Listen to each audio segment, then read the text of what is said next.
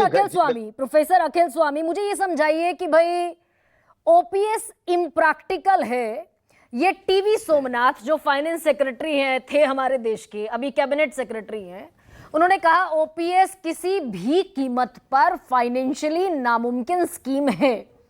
अब यूपीएस में मेरी समझ में ये आ रहा है कि भाई 6,280 करोड़ का फाइनेंशियली एक एनुअली बजट है ये, और सरकार ने अपना अंशदान बढ़ाकर 14% से कर दिया 18.5%, जिसमें नाम मात्र को गुंजाइश नहीं थी।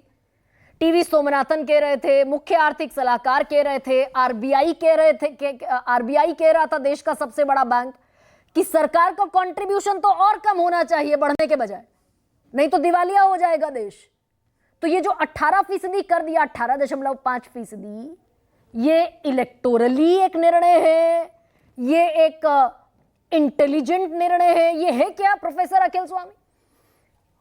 देखिए गरिमा जी, मुझे ये लगता है कि पिछले 10 साल का सबसे बड़ा जुमला है ये यूपीएस, और ये इतना बड़ा धोखा है। अभी शायद खड़गे उनको अभी पता नहीं है, उनको अच्छी राय नहीं मिली है।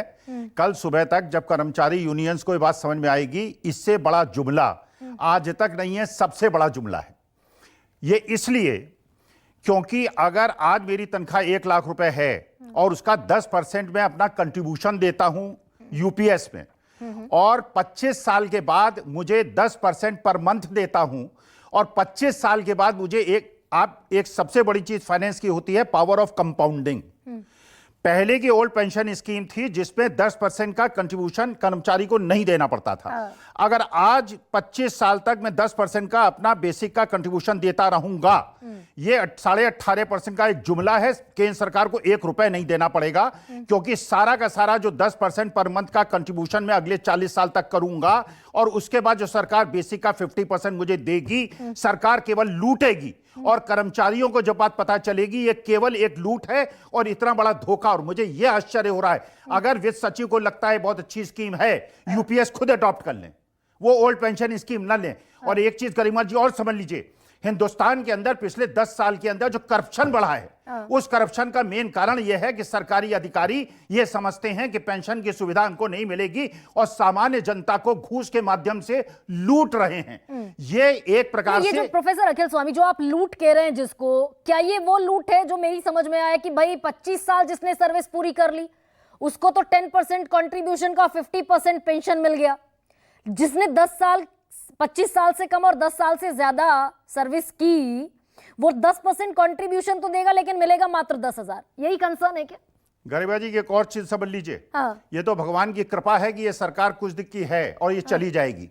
अगर ये सरकार रही और सरकारी कर्मचारी को 20 साल पहले इतना परेशान कर देंगे, 19 साल के पहले, कि वो आदमी नौकरी छोड़ के चला जाएगा और 10,000 रुपए लेके घर चला जाएगा और उस 10% का अपना बेसिक कंट्रीब्यूशन देता रहेगा। ये सरकार केवल, ये अगर समझते हैं कि यूपीएस होना चाहिए तो मेंबर ऑफ पार्लियामेंट्स के लिए और एमएलएस के लिए यूपीएस क्यों नहीं होता है? वहां पे तो 5-5, 6-6 पेंशन लेंगे, 14 लाख करोड़ के पूंजीपतियों के ऋण माफ करेंगे, और सरकारी कर्मचारियों के लिए इतना ये बताया जा रहा है कि सरकारी कर्मचारी, अरे सरकारी कर्मचारी ही हैं आज जो मार्केट के अंदर परचेजिंग कर रहे हैं, क्योंकि जो सामान्य जनता है, जो हम जैसे लोग हैं, इनका पैसा ही नहीं है खरीदने के लिए। और ये बेवकूफ बनाया गया है। यूपीएस केवल धोखाधड़ी की स्कीम है और ये कल तक समझ में आ जाएगा। आप देखिएगा, अगर इन्होंने चुनाव के पहले ये स्कीम ला दी होती, 240 नहीं, इनको 40 सीटें मिली होती। अभी लोगों को समझ में नहीं आया है, खड़गे साहब को बात समझ में नहीं आई है। ये नया कानून केवल सरकारी कर्मचारियों को और देश को धोखा देने के लिए है। सरकार कर्मचारी पैसा देगा और वही पैसा 10% के हिसाब से उससे कम इनको देना पड़ेगा 20 साल के बाद, और 20 साल के पहले नौकरी निकाल देंगे उसको, जिससे उसको पेंशन ना मिले।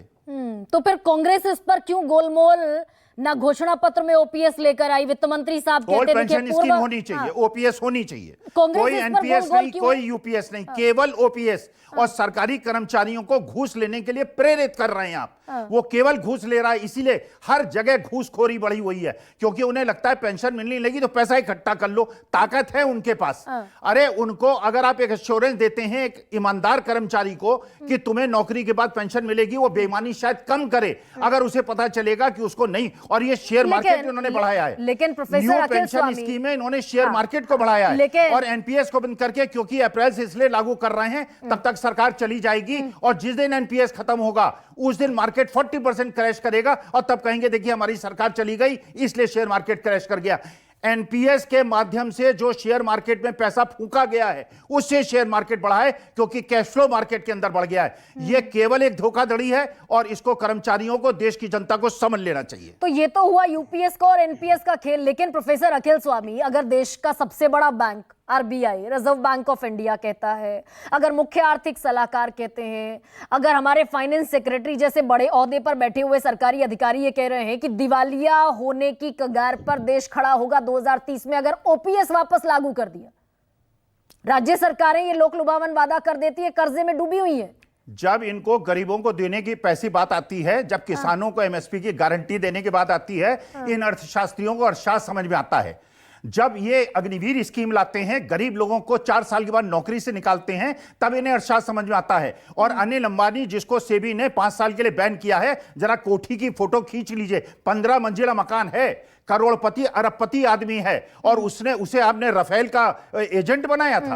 आप अमीरों के लिए आपको अर्थशास्त्र समझ में नहीं आता, तो अमीर- गरीब और मध्यम वर्ग के लिए अर्थशास्त्र समझ में आता है।